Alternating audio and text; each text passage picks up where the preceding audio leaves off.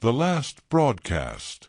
It was the final evening of the radio station's life, a small, aging facility tucked into the corner of the city, its brick walls vibrating with decades of sound and static. The equipment hummed, and the air smelled of old electronics, dust, and the faint tang of burnt wires. Behind the microphone, David, the station's night announcer, adjusted his headphones, feeling the weight of his responsibility.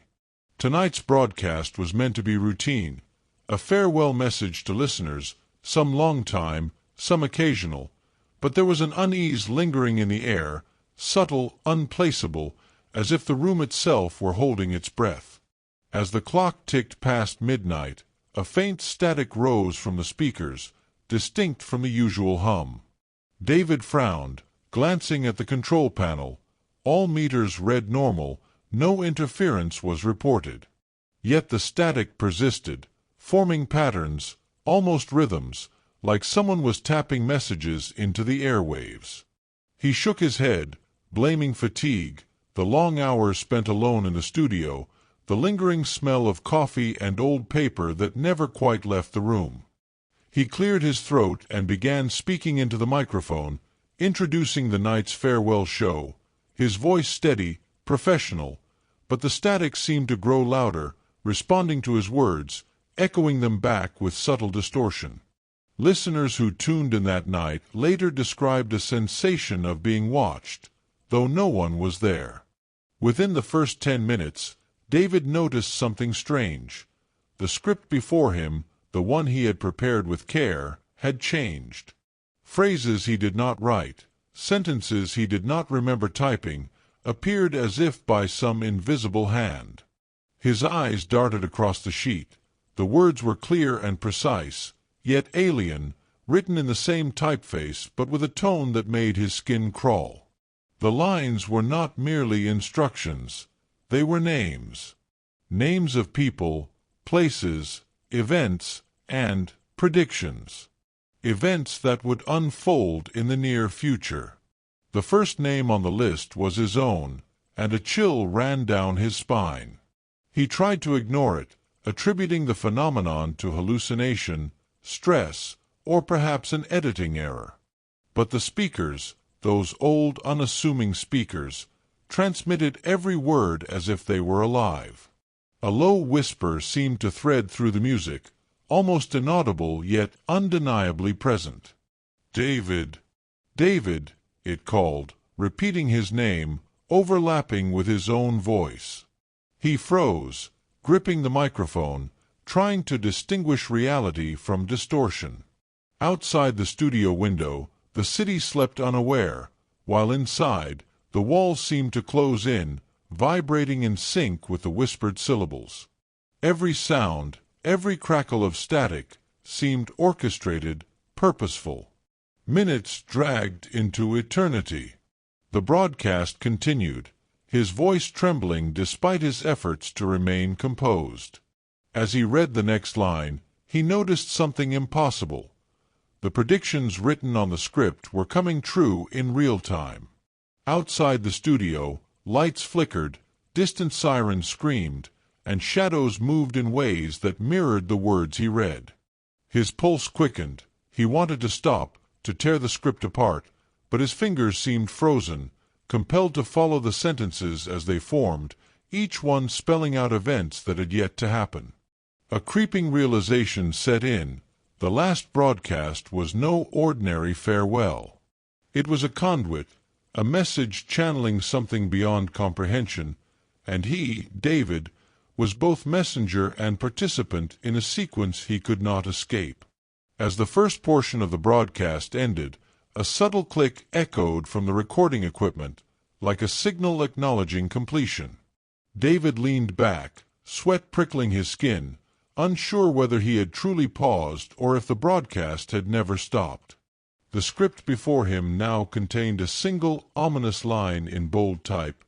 "Listen closely, for the next words are yours to live or to perish." His breath caught, and in the studio the static swelled once more, as if the air itself was preparing for the next stage of revelation. David's hands trembled as he stared at the bold line on the script. The studio's fluorescent lights flickered erratically, casting elongated shadows that seemed to crawl along the walls. Outside, the city remained eerily quiet, but a tension filled the air, thick and oppressive, like the pause before a storm. He forced himself to read aloud the next lines, his voice quivering despite the practiced control of years behind the microphone.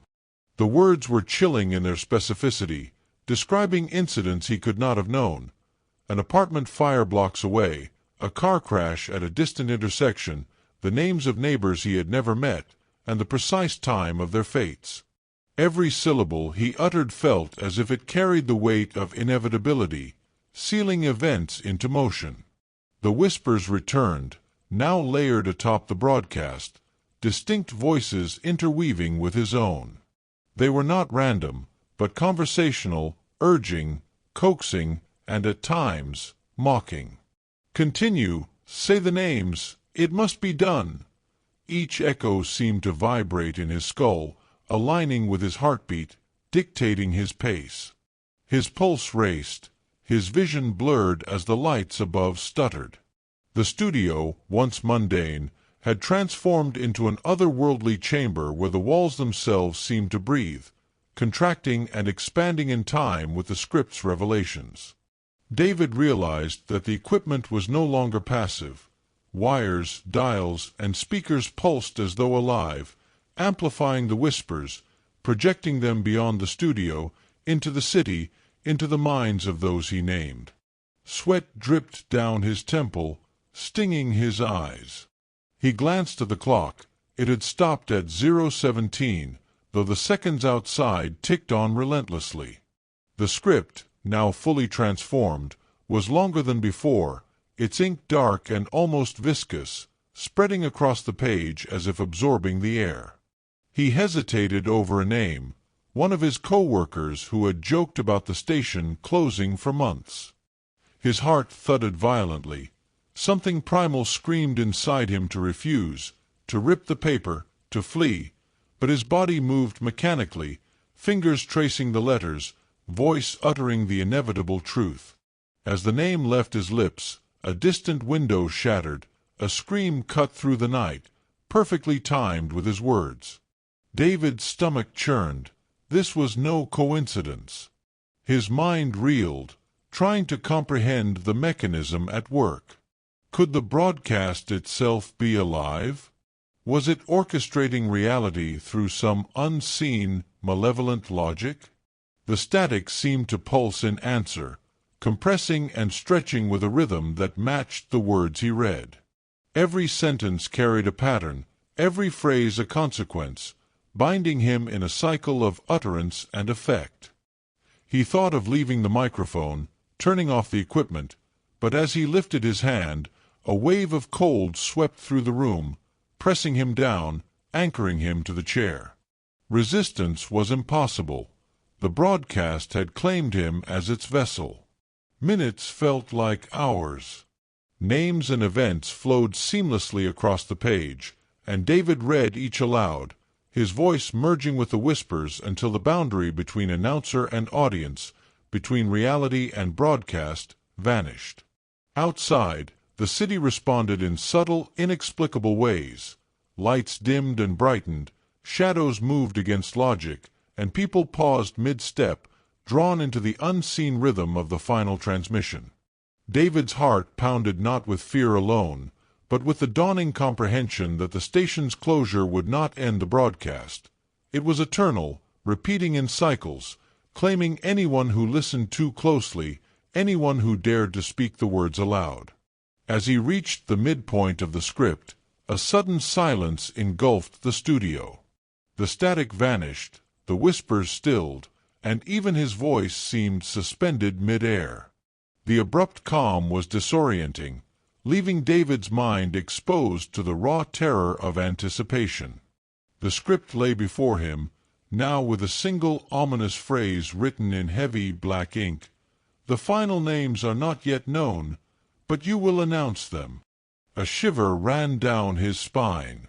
The room seemed to lean in, expectant, and David understood that the next phase of the broadcast, what it required of him, would decide whether the city remained safe or succumbed to the inevitability it had foretold. David's hands hovered above the microphone, frozen by the weight of the next line. The studio had transformed into a chamber of distorted reality. Shadows twisted unnaturally across the walls, the faint hum of electricity throbbing like a heartbeat, and the faint smell of ozone filled the air. Outside, the city seemed to hold its breath, the streetlights flickering as if anticipating his next words. The script's ink seemed to shimmer, moving imperceptibly, as if alive, urging him to continue. The phrase he was meant to read now appeared larger, bolder, almost pulsing with intent. "Name those who cannot escape." He swallowed hard, fear rooting him to the chair, yet his voice began to tremble forth the first name. Immediately, a distant siren screamed, blending with a sudden crash from a nearby street. David's chest tightened. He had not seen the events, yet the broadcast predicted them with terrifying precision. Each subsequent name he read produced a ripple outside the studio. Lights flickered, cars halted mid-motion, shadows froze in unnatural angles, and pedestrians paused mid-step, their expressions vacant. The realization struck him: the broadcast did not merely relay events, it commanded them. It bent the world to the script, and he was its unwilling conduit. The whispers returned, more insistent now, overlapping his words. "Speak, speak! The city must know!" They were layered, dozens of voices echoing in his skull, each intonation shaping his tone, guiding his rhythm. David could barely think. The words seemed to flow through him, not from him. The script's pages multiplied, each bearing names, addresses, times, and detailed predictions of events, growing beyond the physical boundaries of the desk. The studio walls pulsed with energy as if the building itself had become part of the broadcast, amplifying its influence, feeding it into the city. Outside, distant cries and flashes of light confirmed that the script's predictions were not fantasy. They were immutable realities enacted by the act of speaking. Panic rose like bile in David's throat. He wanted to stop, to discard the script, to flee the microphone, but some invisible tether held him. His vision blurred as the whispers merged with the ambient hum of the studio. Shadows lengthened across the floor, creeping toward him as if the room itself were judging, demanding his compliance. The equipment's lights flickered in response to the script's energy, dials twisting without touch, meters spiking as though alive, amplifying the finality of his task. Every name he uttered carried weight. Every syllable forced a consequence that could not be undone. Desperate for understanding, David glanced around the studio. The walls bore no sign of intrusion, yet the energy was undeniable, pressing against him, bending his perception. He realized the broadcast was no longer confined to the station. It had seeped into the city's very fabric. He could sense it affecting thoughts, motions, and awareness of those in its range. The static had become purposeful, forming subtle patterns that threaded through his mind, embedding commands into his consciousness. He was both participant and instrument, both observer and enforcer. As he read another name aloud, the studio seemed to collapse inward, shadows folding over one another, creating impossible angles. The script now ended with a single line, larger than any other: "The last name is yours to give, and it will shape the city's fate." David's mind froze. His own identity trembled on the precipice, the broadcast demanding that he choose, and in that choice he sensed a power beyond comprehension, one that could extend the station's influence far beyond the city, perhaps indefinitely. The microphone awaited, patient, silent, yet resonating with an unseen intensity.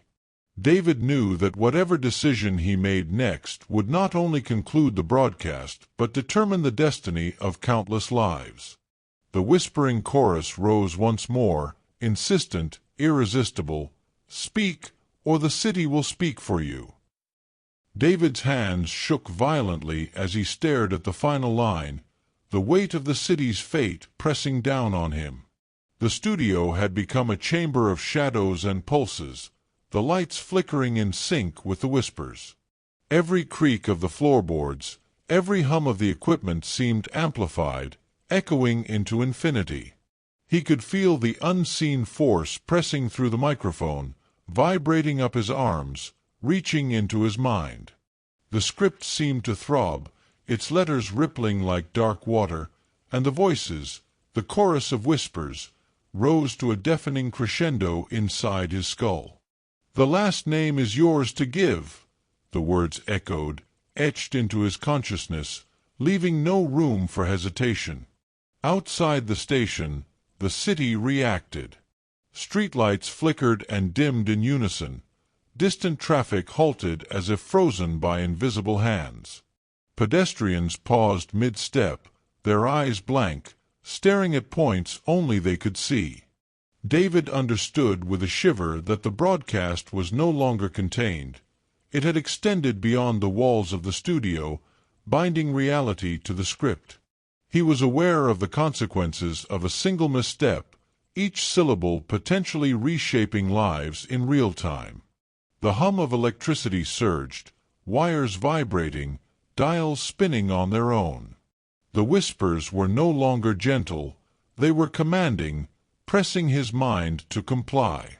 He forced himself to breathe, trying to regain control, yet the script felt alive, writhing on the desk like a living entity.